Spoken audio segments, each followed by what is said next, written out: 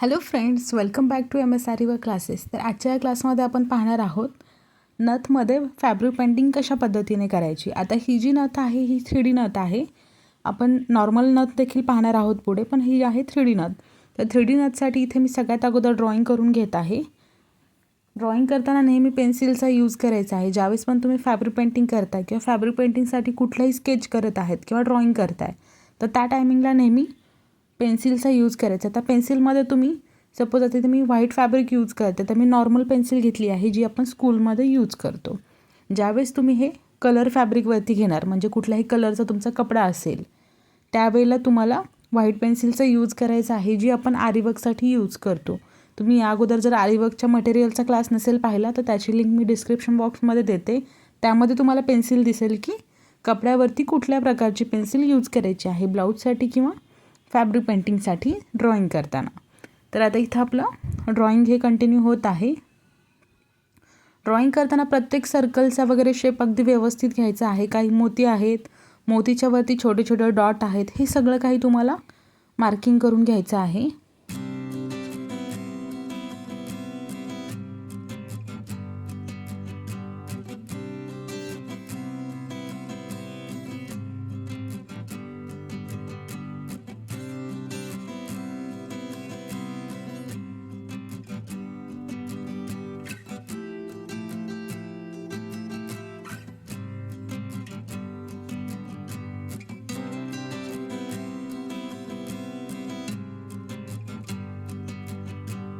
इथे आता मार्किंग करून झाल्यानंतर आपण कलर्स यूज करणार आहोत. त्यामध्ये रेड कलर, येल्लो कलर, येल्लोच्या नंतर गोल्डन कलर, गोल्डन बरोबरच येल्लो घेतला होता आपण. येल्लो आणि गोल्डन दोन कलर हे कॉमन घ्यायचे आहेत. त्यानंतर व्हाईट कलर देखील लागणार आहे. व्हाईट कलर आपल्याला कलर शेडिंग करण्यासाठी लागतो आणि त्याचबरोबर ब्राऊन कलर देखील लागणार आहे. तो मी थोडा लास्टमध्ये दाखवला आहे. आणि आउटलाइनरचा पण आपण वापर यामध्ये करणार आहोत. स्टार्टिंगला कलर पाहिले आपण कुठले लागतात. तर आता हे झाले बेसिक कलर्स जे तुम्हाला नथसाठी असायलाच हवेत. याच्यामध्ये तुम्ही चेंज पण करू शकता, जसं ग्रीन कलर वगैरे पण आपण पुढे ॲड केला आहे, पण हे मेन कलर आहेत. तर इथे सर्वात अगोदर तर रेड कलर घ्यायचा आहे. जो आपण रेड कलर यूज करणार आहे तो अगदी फ्रेश पाहिजे, म्हणजे त्याच्यामध्ये कुठलाही कलरचं मिक्स वगैरे करायचं नाही. आणि हां, मेन म्हणजे तुम्हाला फॅब्रिक कशा पद्धतीने सेट करायचं आहे याच्यावरती देखील आपण डिटेल व्हिडिओ पाहणार आहोत. व्हिडिओ यायला थोडाफार लेट होत आहे, समजून घ्या, कारण आपले ऑनलाईन क्लासेस देखील चालू असतात. बॅक टू बॅक बॅचेस असतात, जसे मॉर्निंग बॅच असेल, आफ्टरनून, इव्हिनिंग, नाईट, अशा वेगवेगळ्या बॅचेस असतात. आरीवर्कच्या असेल, त्याचबरोबर फॅब्रिक पेंटिंगच्या देखील चालू असतात क्लासेस. त्याच्यामुळे व्हिडिओज यायला थोडंफार लेट होतं, बट तुम्हाला व्हिडिओ स्टेप बाय स्टेप पाहायला मिळतील.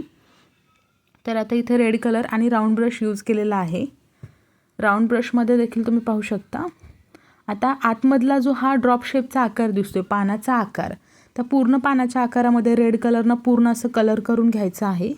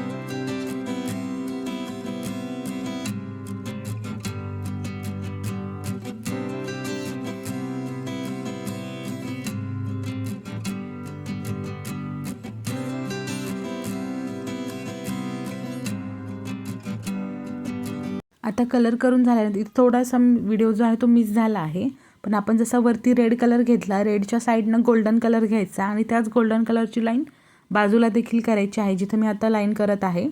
आणि त्याचबरोबर जिथे खाली तुम्हाला राऊंडमध्ये रेड कलर दिसतो तो देखील प्लेन असा रेड कलर घेतला आहे. थोडासा व्हिडिओ मिस झाला आहे आतमध्ये, तो रेकॉर्ड नाही झाला. तर आता इथं आपले हे कलर देऊन झाले, ते रेड आणि गोल्डन दोनच कलर आपण अप्लाय केले आहेत आत्तापर्यंत. आता हे दोन कलर अप्लाय झाल्याच्या नंतर याच्यामध्ये आपल्याला आता शेडिंग तयार करायची आहे. शेडिंगसाठी इथं व्हाईट कलर घ्यायचा आहे. व्हाईट कलर हा आपल्याला फॅब्रिक पेंटिंगमध्ये खूप जास्त लागतो. जसं की आता ही मोठी बॉटल आहे, तर या बॉटलमधून आपण व्हाईट कलर घेणार आहोत. व्हाईट आणि त्याचबरोबर येलो कलर देखील घ्यायचा आहे. इथं येलो कलर जास्त आणि व्हाईट कलर थोडा कमी घ्यायचा आहे. फक्त आपल्याला करायचं काय आहे की येलो कलरमध्ये जो डार्क असतो, खूप जास्त येलो कलर डार्क आहे, त्याला फक्त लाईट करायचं आहे, एकदम व्हाईट नाही करायचं. तर तो येलो कलर जो आहे तो बॅलन्स करायचा आहे. जसे की एक लाईट येलो कलर करायचा आहे, फेंटमध्ये कलर तयार करायचा आहे. आता इथं आपण हा व्हाईट कलर पूर्ण यामध्ये मिक्स करून घेणार आहोत, जेणेकरून हा कलर थोडासा लाईट होईल. आणि लाईट कलर झाल्याच्या नंतर हाच कलर आपल्याला पुढे देखील अप्लाय करायचा आहे.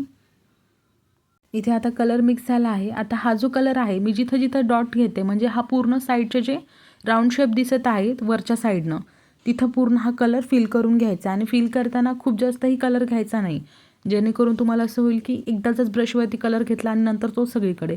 प्रत्येक सर्कलपाशी तुम्हाला ब्रश डिप करायचा आहे, म्हणजे काय होईल, क्वांटिटीमध्ये सेम कलर येईल तुमच्या ब्रशवरती आणि तो व्यवस्थित अप्लाय देखील होईल. असं जर तुम्ही काय केलं, एकदाच कलर घेतला तर तो खूप जास्त डार्क होईल आणि तो कलर असा वरच्या साईडला लूज दिसतो तुम्हाला. म्हणजे ज्यावेळेस आपण कपडा ड्राय होतो आणि ओढतो, म्हणजे असं थोडासा तुम्ही फोल्ड करता, तर त्यावेळेला त्या कलर वरचे निघतात. कलरवर असे पापुद्रे वगैरे म्हणतो का आपण, ते निघतो, वरचा भाग बाजूला होतो. अशाच पद्धतीने आता एक सर्कल जसा मी घेतला तसेच बाकीचे हे वरचे सर्कल पण करून घ्यायचे आहेत. फ्रेश कलर आहे हा येलो, तोच इथं आपण आता घेत आहोत, जो बनवलेला आहे आपण.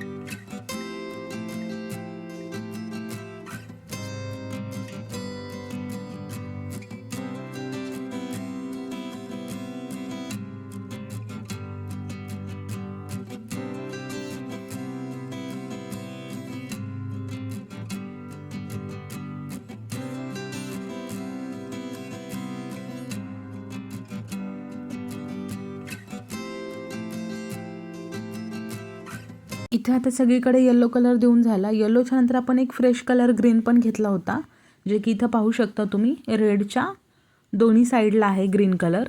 तर ग्रीन कलरमध्ये तुम्हाला बॉटल ज्यावेळेस तुम्ही कलरची घेताय ना, त्यावेळेला तुम्हाला त्याला थोडं शेक करून, म्हणजे बॉटलला थोडंसं फिरवून घ्यायचं आहे खालीवर असं. जर तुम्ही डायरेक्टली घेतलं तर काय होतं, त्याच्यामध्ये थोडंसं जे वॉटर असतं, म्हणजे पाणी असतं त्या कलरमधलं, ते वरच्या साईडला येतं आणि जर तुम्ही तसाच कलर घेतला तर ते साईडला लागते. इथं माझ्या ग्रीन कलरपाशी झालं आहे तसं, बॉटल शेक नव्हती केली तर ती मिस्टेक तुम्ही करू नका.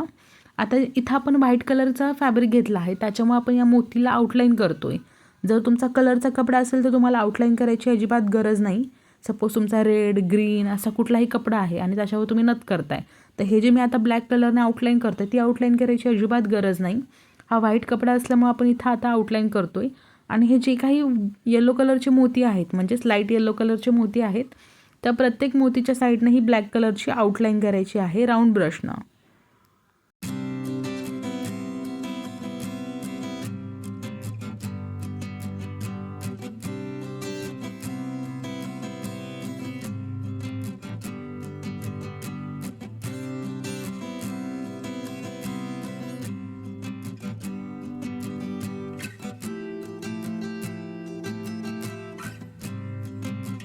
आता येलो कलरच्या साईडनं आपण ब्लॅक कलरनं आउटलाईन केली. त्याच नंतर आता हे जे ग्रीन कलर घेतला होता, त्या ग्रीन कलरच्या साईडनं रेड कलरचं शेडिंग, म्हणजे अशीच सेम आउटलाईन करायची आहे.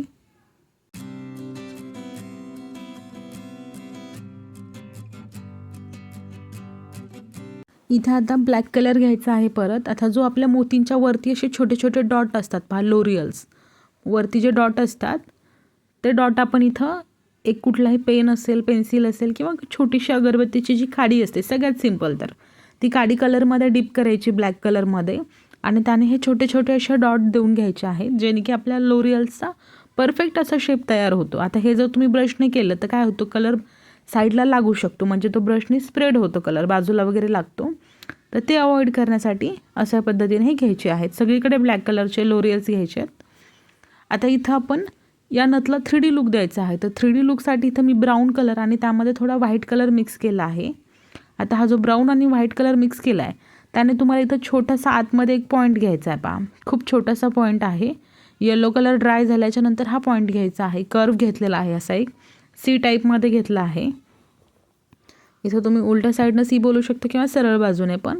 तर असंच तुम्हाला सगळ्या या नथमध्ये करायचं आहे. जिथं जिथं येलो कलर घेतला आहे त्या ठिकाणी त्याची शेडिंग करायची आहे कलरची. ब्राऊन आणि व्हाईट कलर मिक्स केलेला आहे. आता कॅमेरामध्ये थोडासा कलर चेंज होतो याचा, पण यानेच काय होतं, तुम्हाला 3D लुक येतो नथला. जर तुम्ही हे अवॉइड केलं तर ही सिंपल नथ होते.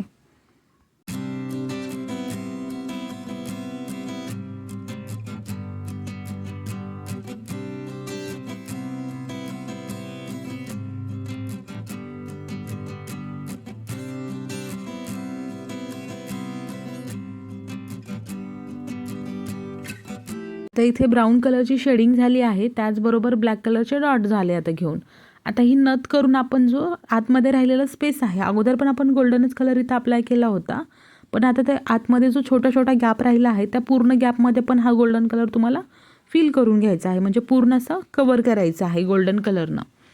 ब्रश यूज केला आहे आणि प्रत्येक वेळेला तो तुम्ही इथं पाहत असाल साईड, आता हे साईडचं आहे, तर आपण प्रत्येक वेळेस कलर वगैरे चेंज करतोय किंवा कुठलाही कलर वगैरे घेतला तर प्रत्येक वेळेला ब्रशला व्यवस्थित पाण्यामध्ये वॉश करायचे, धुवून घ्यायचे, कपड्यामध्ये व्यवस्थित पुसून घ्यायचं आणि मगच तो यूजमध्ये घ्यायचा आहे. जर असं तुम्हाला प्रत्येक वेळेला करायचं नसेल तर तुम्हाला एकसारखे 2-3 ब्रश साईडला ठेवायचे आहेत कंटिन्यूमध्ये. असं जर तुम्ही केलं, ब्रश 2-3 ठेवले आणि प्रत्येक वेळेला तो ब्रश पाण्यामध्ये टाकायचा. ब्रशला असं ड्राय व्हायला ठेवायचं नाही. जर ब्रश ड्राय झाला तर तो कडक बनतो, म्हणजे असं त्याचे ब्रिसल्स आहेत, स्टार्टिंगचे जे पॉईंट असतात ते एकाला एक लागतात. त्याच्यामुळे तुम्हाला करायचं काय आहे, तर ते लगेच पाण्यामध्ये डिप करून ठेवायचे. आता वरती पूर्ण कलर फिल करून घेतला आहे, त्याच्यानंतर खाली पण जो स्पेस राहिला होता त्याच्यामध्ये पण गोल्डन कलर घेऊन फिल करून घ्यायचा आहे.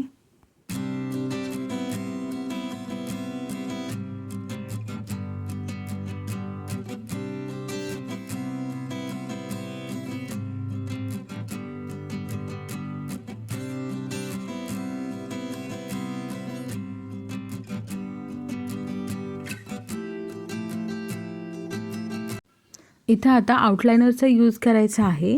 जिथं आपण गोल्डन कलरची ही जी लाईन घेतली होती, एक नथच्या पुढची लाईन घेतली होती, त्याच्या साईडनं आता ही आउटलाइनरची पण एकच लाईन घ्यायची आहे, एकाच साईडनं, म्हणजेच बाहेरच्या साईडनं एक अशी आउटलाइनरची लाईन कंप्लीट करायची. तर आउटलाइनरची लाईन घेतल्याने काय होतं, खूप छान असा लुक येतो तुमच्या नथला.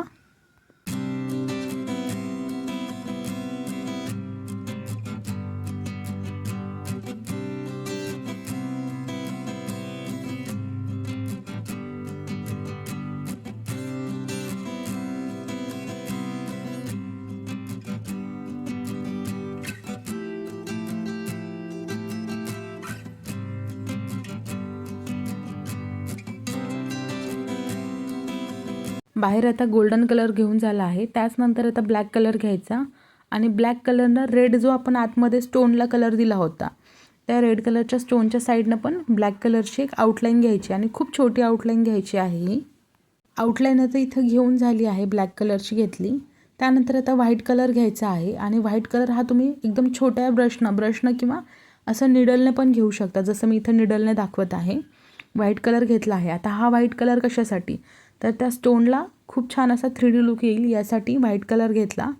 निडलमध्ये तो डिप करायचा आहे, निडलनं डिप करायचा आहे कलरमध्ये, ठीक आहे.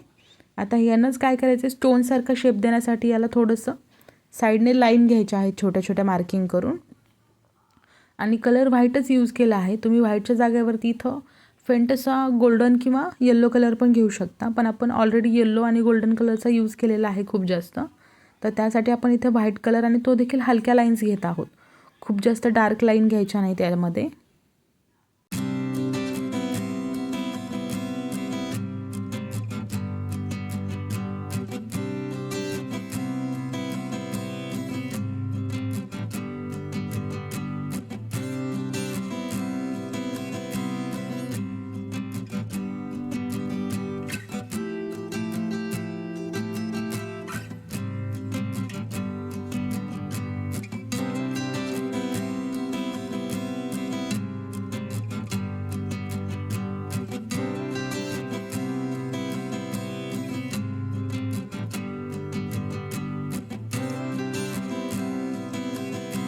इथे आता ही नथ कंप्लीट झाली आहे. तर कशी वाटली ही नथ तुम्हाला नक्की कमेंट करून सांगा.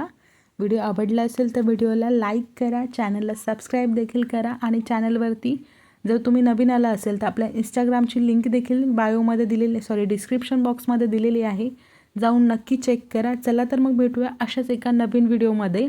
आणि त्याचबरोबर तुम्हाला या नथमध्ये अजून जर काही वेगवेगळे चेंजेस करायचे असतील तर ते देखील कमेंटमध्ये सांगा. आपण तशा टाईपमध्ये देखील नेक्स्ट टाईम नथ नक्की पाहू. चला तर मग बाय.